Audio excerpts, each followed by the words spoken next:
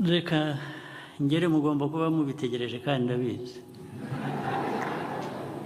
reka ngere ku kintu nacyo mu byo nshaka kuganira namwe kingenza ibintu biheruka muri iyi minsi ishize mwarabibonye biri mu social media biri ahantu hose biri mu kibi bijyanye no gufunga insengero no byaragiye bijya hanze biba nk'icyateye u Rwanda icyo mvuga rero ni iki nimumbwire abantu b'amabandi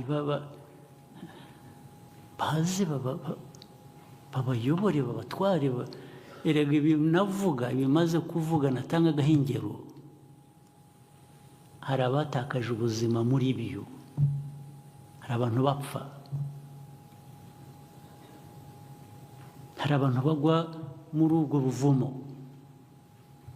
hari abantu bagwa mu kubabwira ngo iyo yari afite indwara ntiyivuze uwo ngo azamuvura yabanje akivura se nawe kwaba arwaye ahubwo ukabyemera ukabyemera ifuru comes to you and tells you mfite ububasha nahawe n'Imana ndagukiza wabanje ukikiza wowe umerewe neza ujya gukora ibyo ngibyo ubu turi abantu bari aho NSKama NFAG araza akadutwara mu byo yapanze atekereza tukamukurikira koko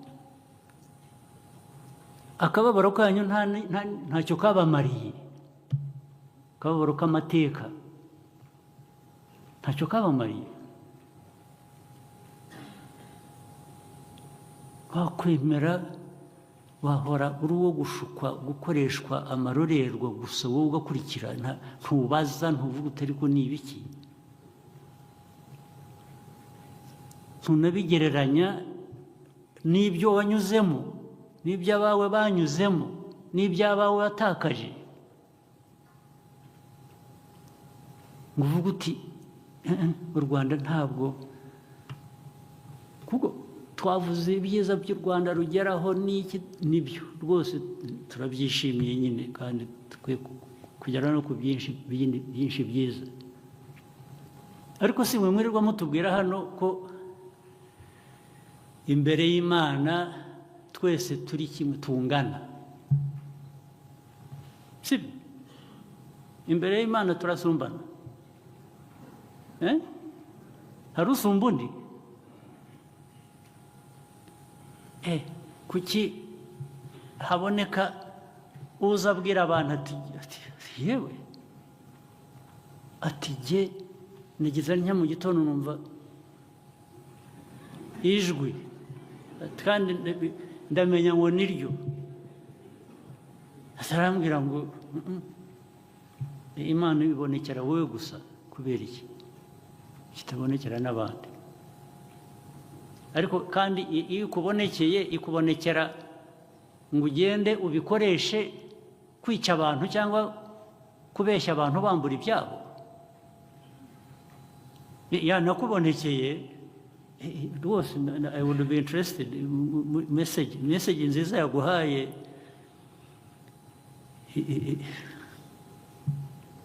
tugirira neza twese iyo si wayanga ninde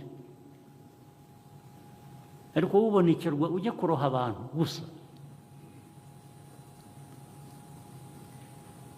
ubonekerwa ubabwira ko badakwiriye kurya ubonekerwa ko badakwiriye kugira gutya ubonekerwa ko badakwiye kwivuza ubonekerwa ubabwira ngo ukavuga ngo watumwe nande watumye ibyo ngibyo ninde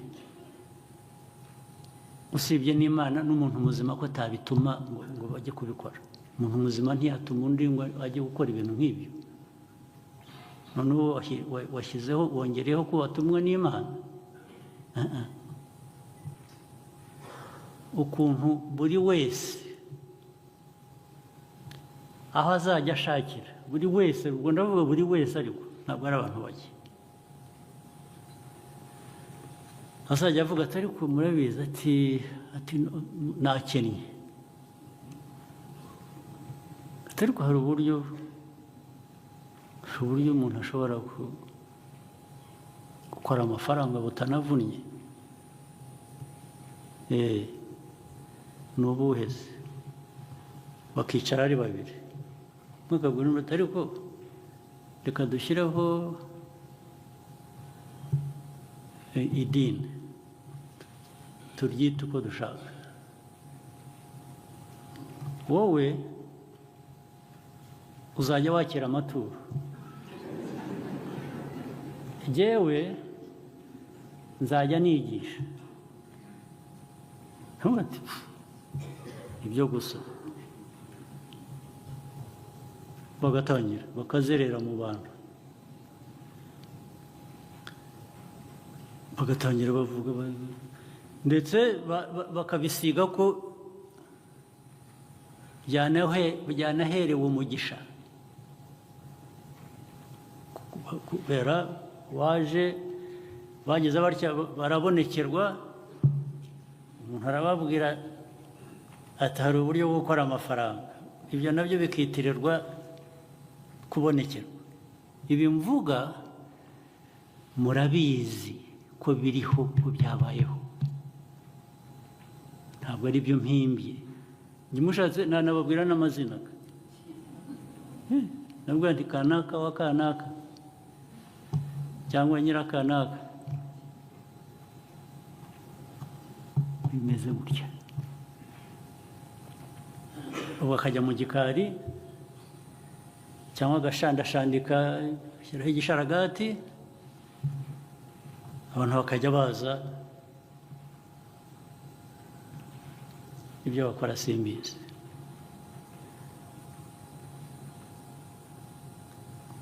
Abandi hari byose birimo wenda ku inyungu z'amafaranga, ariko hari n'ibindi udashobora no kumva niba binarimo n'inyungu z'amafaranga,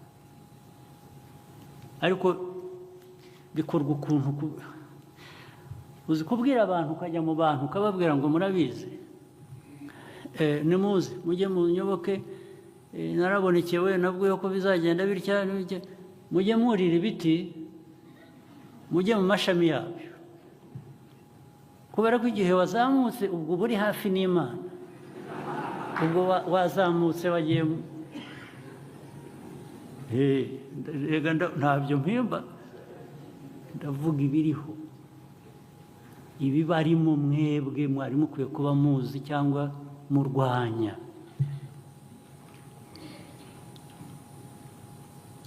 Abandi bagashora abantu mu buvumiro caves, bavuga ngo mugende, nimugera iyo ngiyo kure wumva umwuka utangiye guhera, ubwo nyine waswicinze mu wundi mwuka.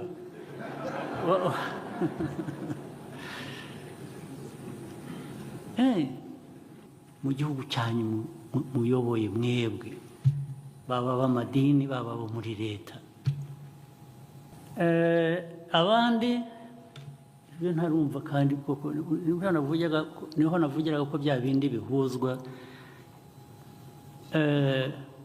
Abandi ngo hari abandi bafite ibintu bigisha abantu, babwira ngo ni uguca akarande.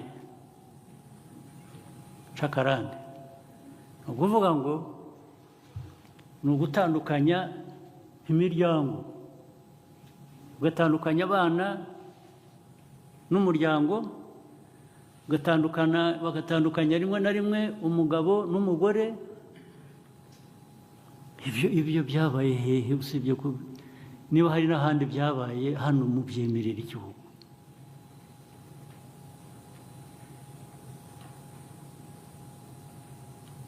Ubu tuzasubiraga na hahandi navugaga, extremism y'ikintu icyo ari cyo cyose itera ikibazo. Tuzasubira hahandi, bongere babwire abantu batabaze abantu barebare nibo begereye Imana kurusha twebwe bagufi ubu dufite ikibazo ubu ni ukuvuga ngo batureba gutya bakumva ko dukwiriye gupfa ko byabaye se ikitabigarura ni iki muri aho mwemera ibintu nk'ibi mutekereza muri ikitabigarura ni iki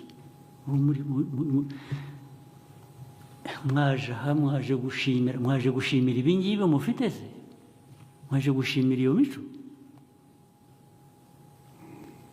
mwemereka bajyamo abantu bose bagahinduka ariko se ko nari nzi ko abantu twese Imana nyine yaduhaye n'ubwonko dutekereza erega yabuguhaye ngo nugira ikintu umuntu kubwira ikintu kibi cyangwa guha ikintu kibi uvuga uti ubanza ubaze koresha ubwonko unabaze uvuga utari ku iki ibimubwira ni ibiki bimfitiye inyungu ki cyangwa bigufitiye inyungu ki ariko ntabwo ari kugutamika ikintu cyose ukamira byashoboka bituma abantu bazima abantu banyuze mu bintu nk'ibyo mwanyuzemo abantu twanyuze mu bintu nk'ibyo twanyuzemo how do we entertain such a nonsense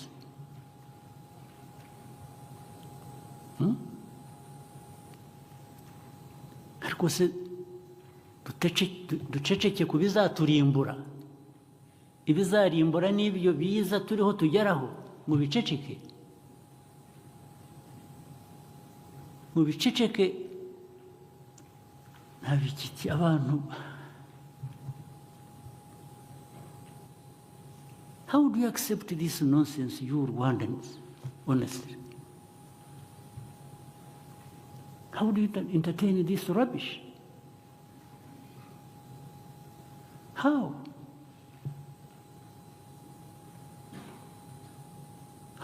mwebwe bicaye hano mwebwe abayobozi how do you entertain it maze rero ubanza amateka yacu yaradusizemo imvune tutanazi tutumva ubanza tugomba kuba dufite depression hari muri society cyangwa ikituma abantu nabyo niba ari ikibazo tuzashakira umuti you can't be there to accept everything and anything you must question you must say why what how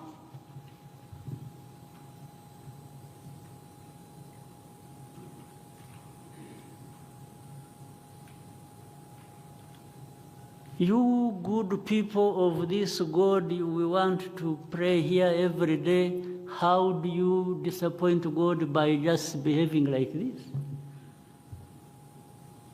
This is what you need to correct first.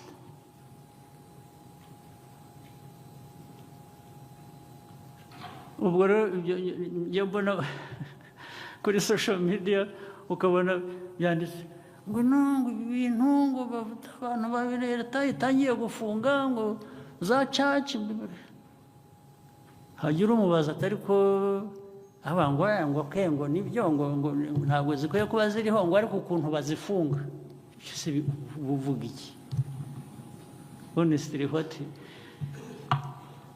it's no longer what now it has become how ukuntu bagomba kubabembereza mu Giswahili kubembereza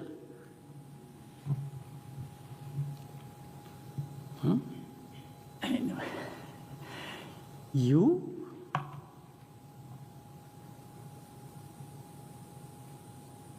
oh my God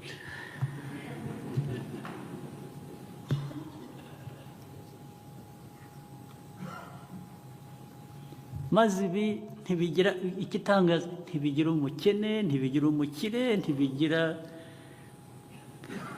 utagiye mu ishuri ntibigira uwaminuje bose baragenda mwese mukaba kimwe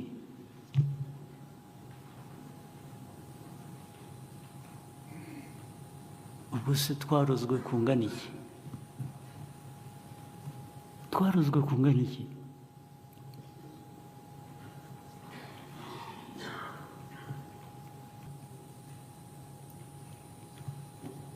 Ikindi rero kivamo confusion ihari, abantu bagatinya guhakanya umuntu ukora ibintu bibi nk'ibyo cyangwa utanga ubutumwa butari bwo, kubera ko yishyiramo ngo mbikoze naba mpakanyije Imana, kuko byakozwe mu izina ry'Imana, so nabihakanyane. No, but the first thing you must understand ko bitakozwe mu izina ry'Imana, byakozwe ni a fool, just a fool, a criminal actually. If you are a criminal, if you are a fool, you can't act in the name of the powers that we want to believe in. You can't.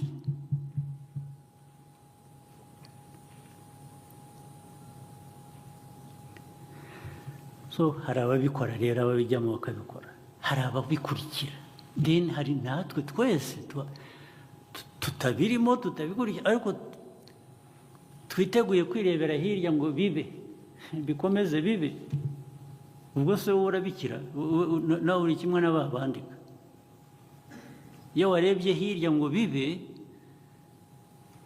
uvuga uti ni ukuvuga kwanza ko ubona ko atari byo, ariko bigasa nkaho nta ntege ufite zo kubihakanya ngo uvuge ngo ntabwo bikwiriye kuba.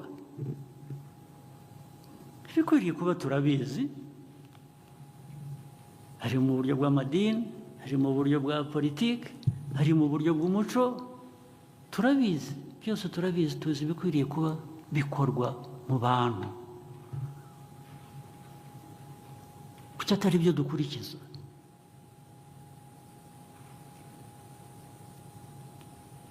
Abantu barihisha inyuma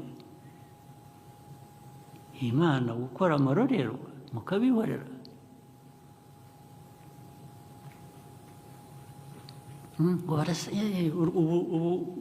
Mwatanze impression nk'aho mu Rwanda rwahagurutse rurwanya kwemera, rurwanya amadini, rurwanya ibintu ubona biba byandikwa.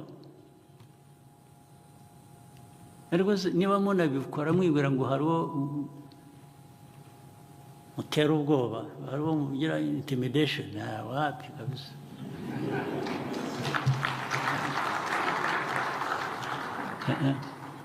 Ibyo murabizi, kandi mucishe make, mukora ibintu bizima bizwi, abantu bazima bakora, igihugu gishaka kwiyubaka gikora, society nyarwanda ntabwo mwayihindura ikintu mujyaho mugatobanga mukagaragura. Twagaraguwe bihagije, nta kundi kugaragurwa dushaka. Abanyarwanda baragaraguwe bihagije. Ibiba ahandi mu bindi bihugu bisa n'ibyo cyangwa biri hanyuma y'ibyo, ibyo birabareba, ntimuzabinzaneho ntabyo. Ba nyiri ibyo ngibyo mubibarekere. Murumva? Ibyo ntabwo, niba mushaka guhangana muri ibyo, mube mwiteguye, ariko genda nditeguye.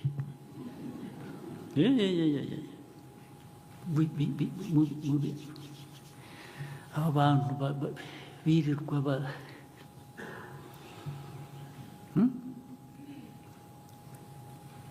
nanjye mu nshingano Imana yampaye,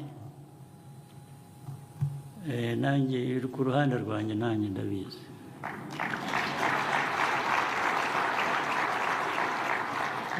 Niyo mpamvu ya ndirimbo ndandambara ndandambara yadutera ubwoba, cyane cyane ibi ngibi rero ngo bagira batya bagasakuza ngo bazi ngo abantu bo hanze ngo baravuga ngo u Rwanda barushyira ku rutonde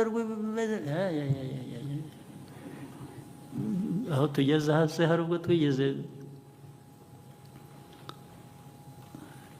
bitaba bihari, twabanye nabyo, tuzabana nabyo. Abadashaka ko tuva muri ariya mateka badushyizemo na mbere hose ngo dutere imbere barahari, turabazi, tubana nabo.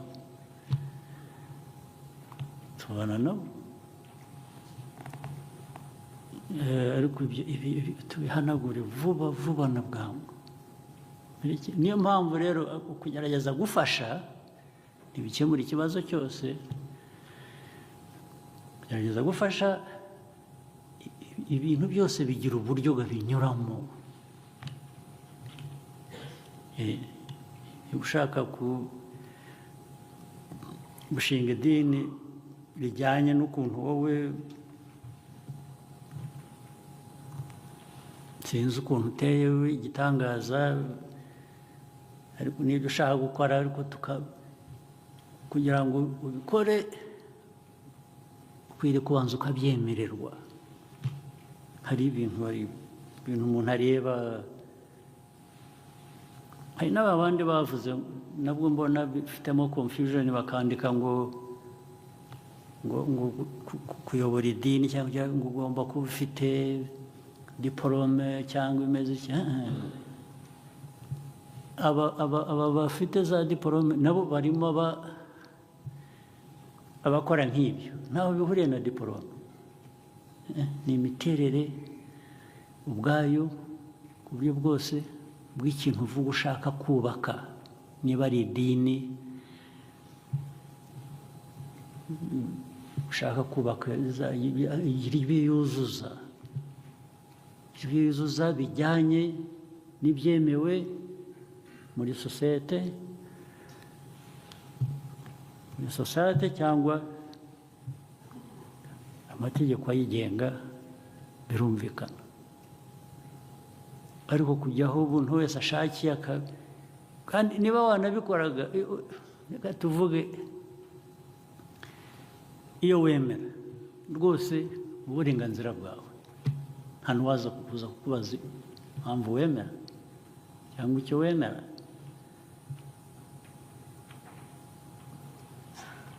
Ariko ibikorwa ibyo ari byo byose byaba bishingiye ku byo wemera cyangwa iki, bigira ingaruka ku bandi bantu.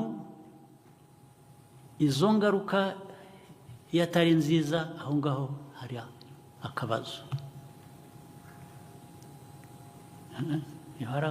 Niyo mpamvu rero ako kabazo gakemurwa n'uko ubanza ukuzuza ibyangombwa bivuga ngo ugiye gukora ibi n'ibi. Aho kwigisha gusenya, kugira ngo ibyo ushaka byose, ntabwo bishoboka, ntabwo twabikwemerera. Ni ushaka no gushinga idini riguha amafaranga, kubera gushaka amafaranga, nibyo navugaga mu nteko ubushize, abantu bazabyiga neza,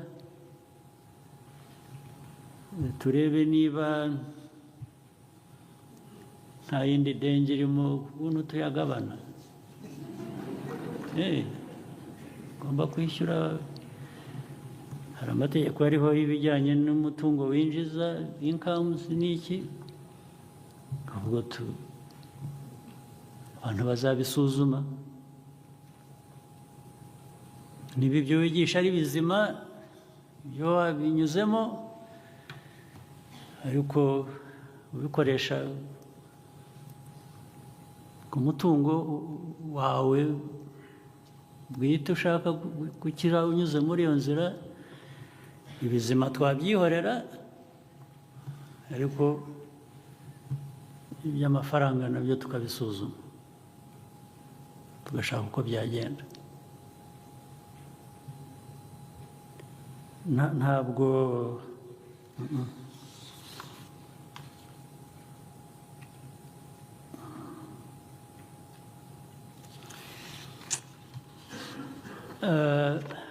ikibabaje kindi ariko ibyo nabyo ni ibintu birebire sindi bubitindeho. Ibi mureba by'aya madini ameze atyo ari aha akora ibintu mu bikaragira akenshi yigisha buri kintu cyose, nta kizima nta kibi nta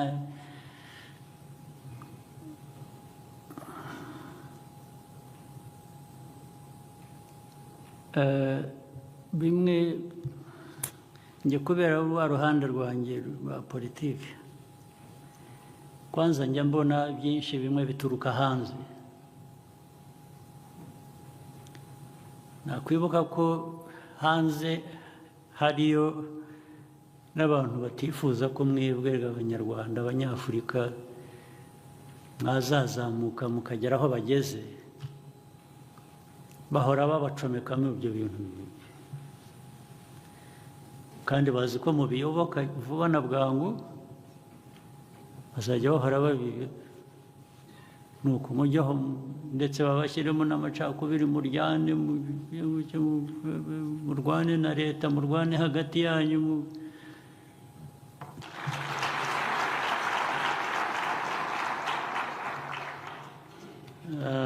Ndashimira cyane ubutumire bwo kuza kuba hamwe namwe uyu munsi muri iki gikorwa cyo gusangira no gushima uko mwabiteguye.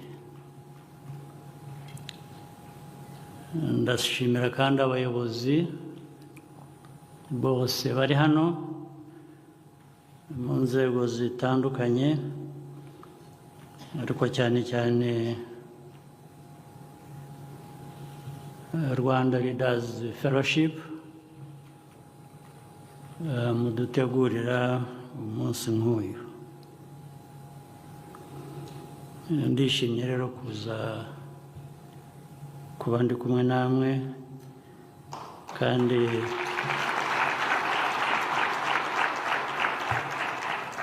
ngo mbonereho n'umwanya byagiye bivugwa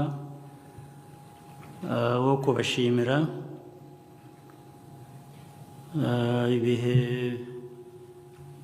bitari bya kera twanyuzemo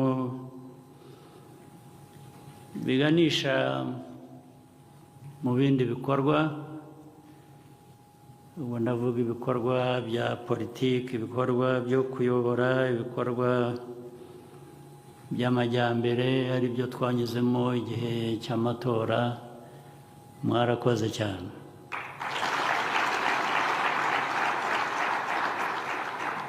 Byagenze neza ko twabibonye ndetse ku buryo budasanzwe.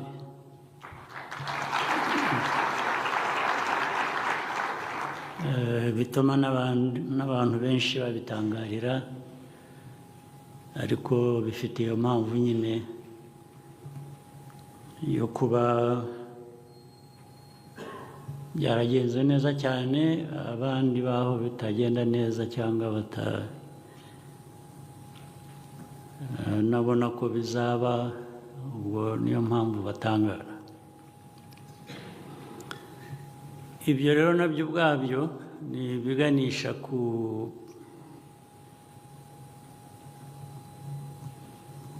mwihariko uko navuga, cyangwa bya bindi abantu bagiye bita by'ubudasa bw'u Rwanda. Buri gihugu gifite wenda, ibihugu byinshi bigira ubudasa bwabyo. U Rwanda rufite ubudasa ku bintu byinshi, ari amateka twanyuzemo n'amabi burya nabyo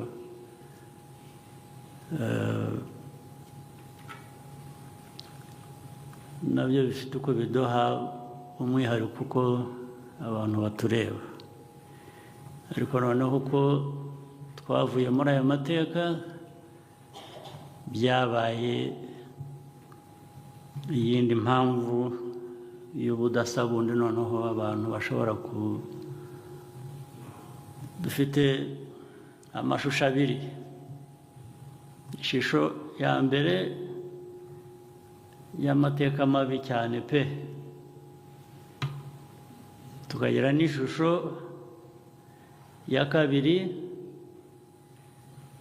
y'ukuntu abantu bashobora kuva muri ayo mateka no kuyahindura ayo mabi cyane.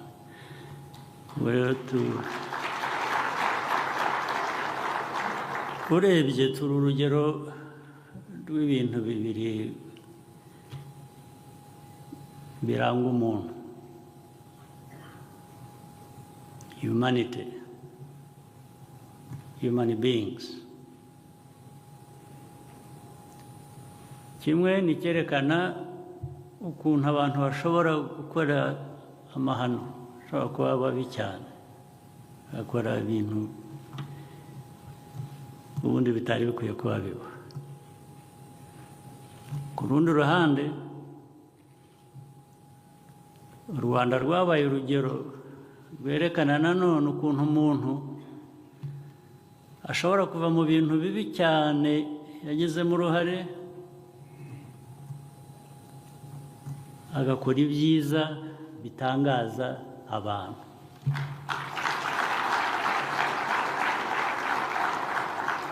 Dufite umwihariko rero w'ayo mateka abiri azaturanga igihe cyose, ariko nizera ko amasomo yavuye mu bibi umuntu ashobora gukora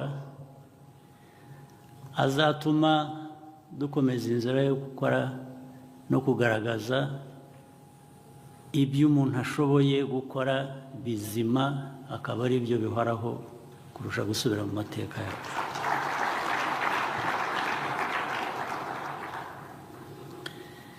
Ibyo bikiri aho rero, ndagaruka ku mpamvu yaduhurije hano yo gushima.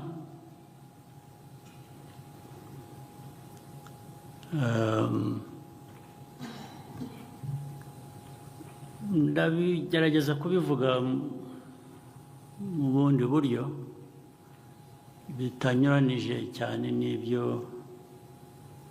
twagejejweho.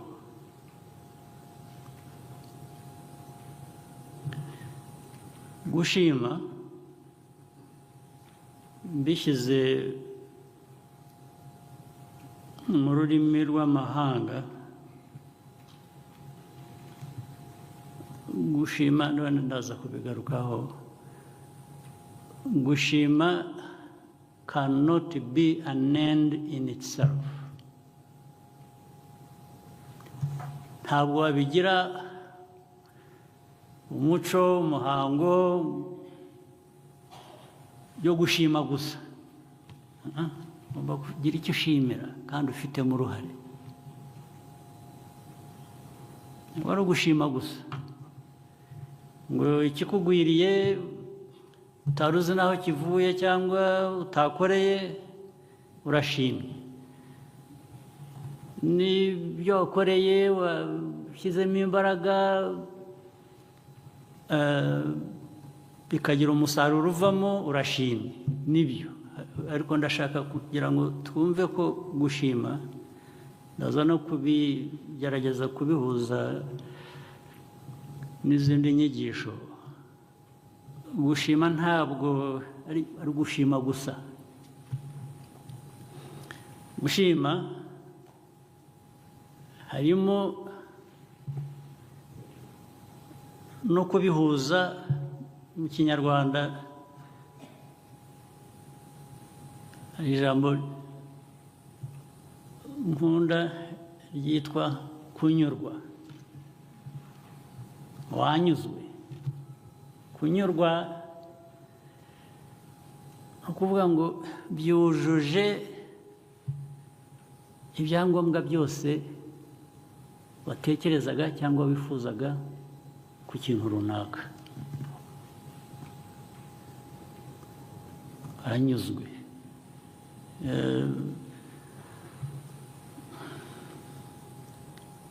Ese n'abakire, tuvuge iyo ufite umutungo,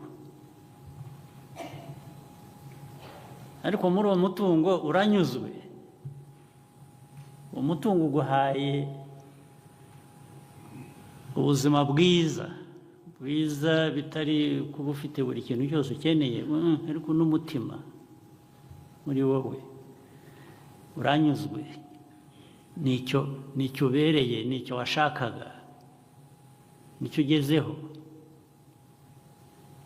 Ntabwo mujya mwumva, ntimuzi abantu b'abakire bakira bakaminuza bafite ikintu bashaka cyose baragifite, ariko bwajya gucya wajya mu gitondo ukajya ukumva ngo bamusanze mu mugozi yimanitse. Yimanikira iki? Ko yari afite byose. Umugozi wishyizemo suicide. Wiyishe kubera iki? Ko ari ubifite byose. Ariko ibyo yari afite byose ni bya bindi tubona byinshi abantu ndetse kenshi barangamira, ariko bitavuze ko ari mu buzima bunyuze. Hari icyari kibuze, ndetse bya bindi byose byagize bihinduka ubusa, umuntu arimanika. Kuvuga rero ngo gushima no gushimira tubikore mu buryo twumva tunyuzwe mu byo dushimira.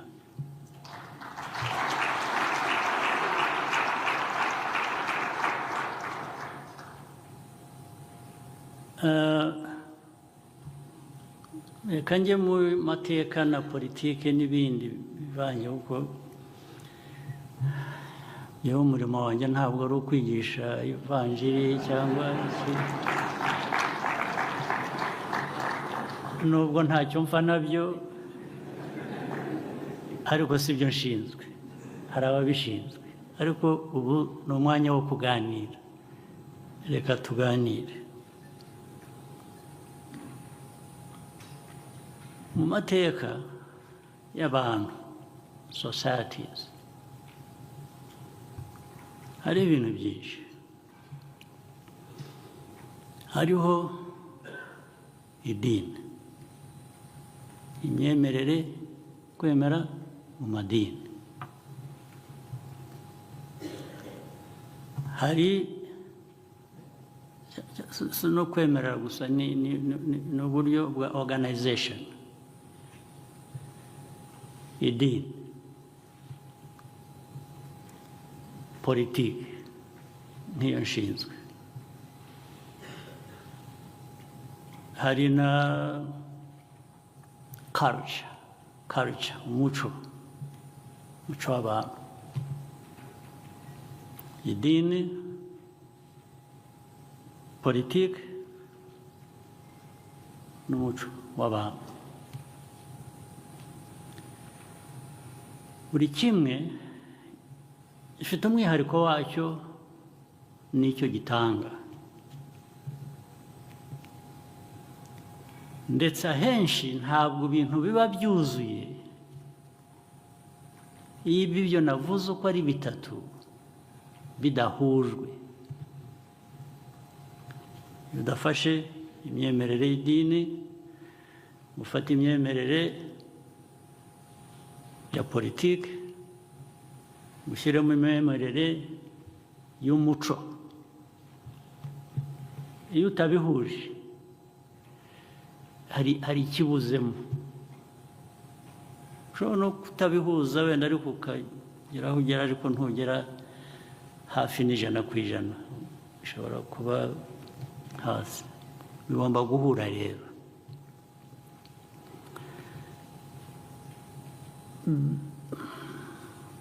Idini dutanze n'urugero rw'u Rwanda.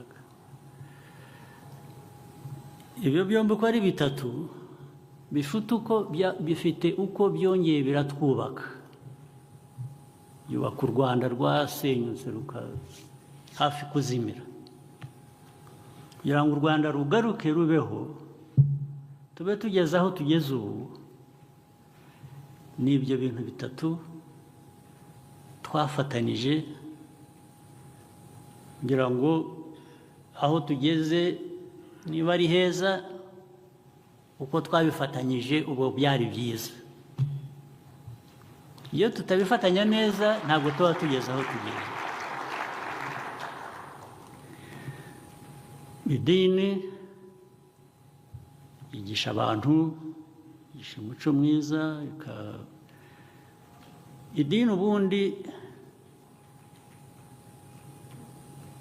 iyo idini rikurikijwe neza, rikoreshejwe neza,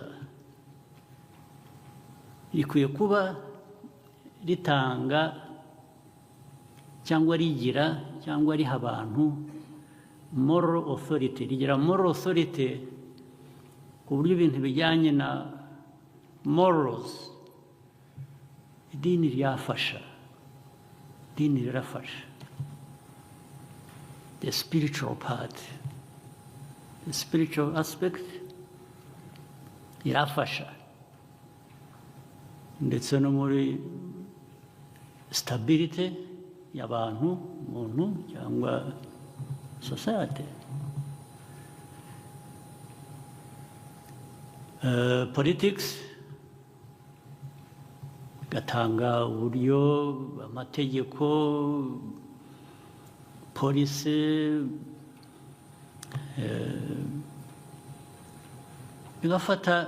bigafasha byubakira byongera hahandi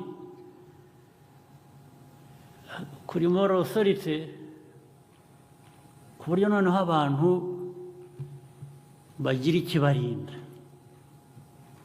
ikibarinda mu mutekano bakwiye kuba bafite. The spiritual, the politics biruzuzanya pe, ku buryo hanyuma rero umuco wacu nawe usanzwe, ndetse navuga ko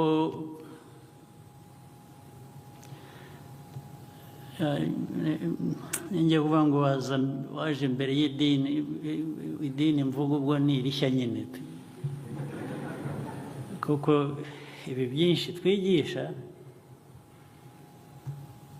ntabwo byari bisanzwe mu muco wacu. Hari hasanzwemo ibindi bisa nabyo, ariko ntabwo ndi bubitindeho kuko ni debate ndende. Hari ibyabaye bitubwira ko ibyo twasengaga, ibyo twumvaga, uko twabikoraga, ibyo ni iby'abantu bafite ikibazo mu miterere y'amajyambere. Turabyemera, biriya bindi tubimera bunguri, rwose nta mpaka mbifiteho, nta n'iyo ndi butere, ndivugira gusa.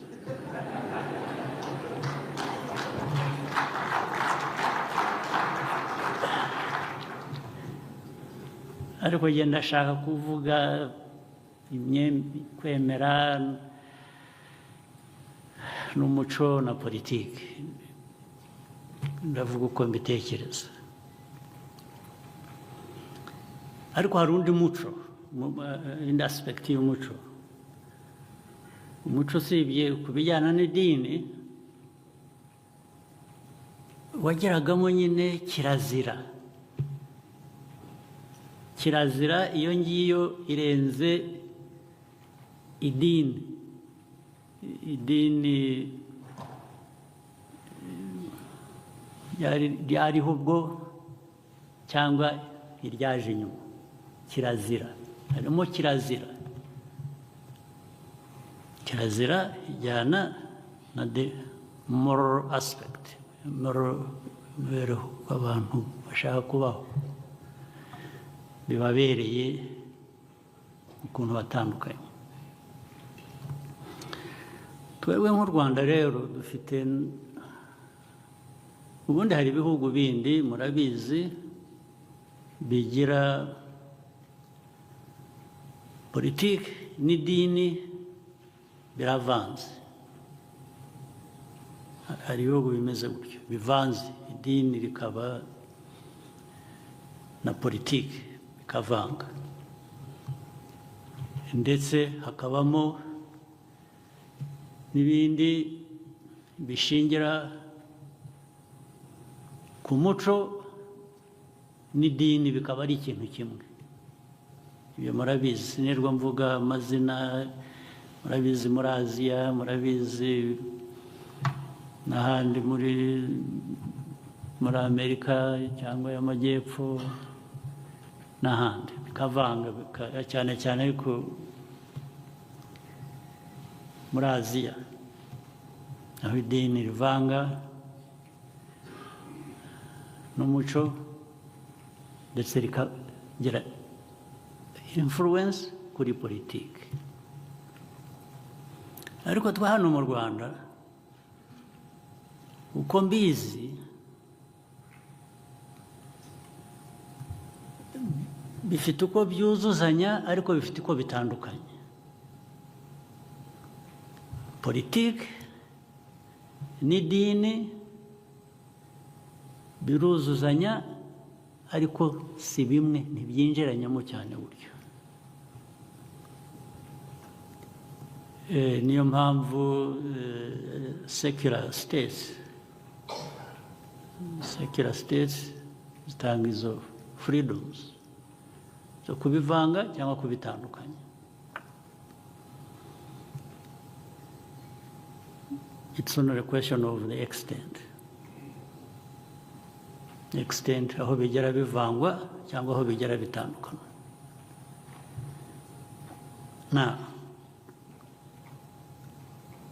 Ndashaka gushingira kuri ibi nkababwira ko tutitonze ngo tumenye urwo ruvange rw'ibyo bintu byiza ubundi, cyangwa se bikwiye kuba biduha ibintu byiza, twisanga mu kibazo cyangwa se tuzisanga mu kibazo. Ibintu byabaye byose byaterewe hejuru gusa bikajya, ntihagire umurongo dukurikiza, ntihagire imyumvire itugarura itubwira ngo ariko twakabije, twarengeje igipimo mu byo twakoraga.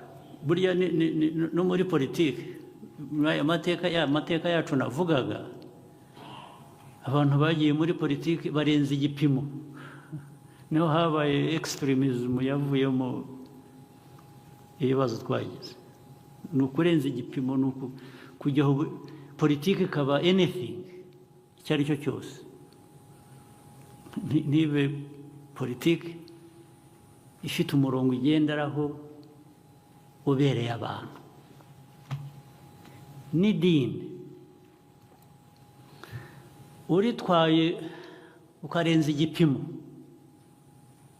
kwemera ukarenza igipimo, urajya mu kibazo byanze bikunze. Ndetse n'umuco uwugundiriye cyane ukavuga ko nta gice cy'umuco kigomba guhinduka, urajya mu kibazo. Byombi ko ari bitatu, buri kimwe cyagutera ikibazo, ndetse ubihuje uko ari bitatu mu buryo butagira aho bigarukira, biragutera ikibazo byanze bikunze.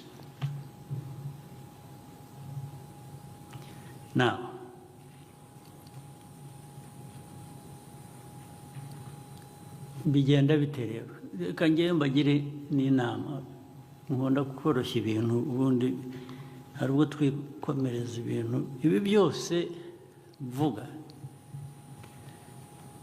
kwaba gushima, kwaba politiki, kwaba umuco kwaba iki, keep it simple. Simple. Ubyoroshye. Byoroshye, birakubera byiza, birakorohera, bigukorere neza, ugera aho ushaka. Ariko nubikomeza ukabizanamo ibintu na politike nuko, keep it simple. Politics, keeping it simple, ni ukuvuga ngo ariko ikigirira neza umuturage ni ikihe?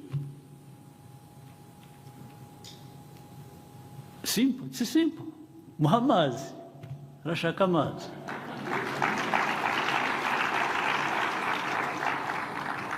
Muhe isuka yihingire, muhe butaka, muhe isoko zagurishamo ibye. Keep it simple. Mbere yo kumutwara ku kwezi cyangwa ku yindi nyenyeri, banza ureke, keep it simple, banza umuhe ibyo, hanyuma nabibona aragera ahandi hose ashaka. First, keep it simple.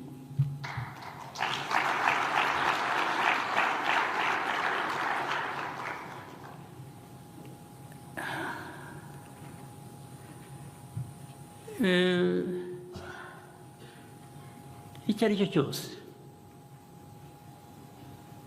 ariko uyoborwe n'umutima muzima. Ugomba kugira umutima muzima. Urabizi, burya ngira ngo mugomba kuba muzi itandukaniro ry'ubukene n'ubutindi. Mushobora kuba mutabizi. Ubukene ni ukuba udafite ibintu biri basic, ibintu ukeneye, ariko ibyo ukabyemera uko bimeze, ugashaka uko bivamo, ukaba ushakisha uko bivamo. Ariko ubutindi ni ukuba ubirimo ukabigeramo n'umutima mubi, ukagira no wabaye umutindi. N'ubwo bukene ntuzabuvamo iyo umutindi. Ariko rero abatindi n'abakire baba abatindi, murabizi pe. Umukire aba umutindi, ni ukuvuga ngo bwa bukire ntacyo bunamumariye. Mu mico yacu rero iteka, mu byo dukora ibyo ari byo byose, tujye twirinda ubutindi, uburiganya.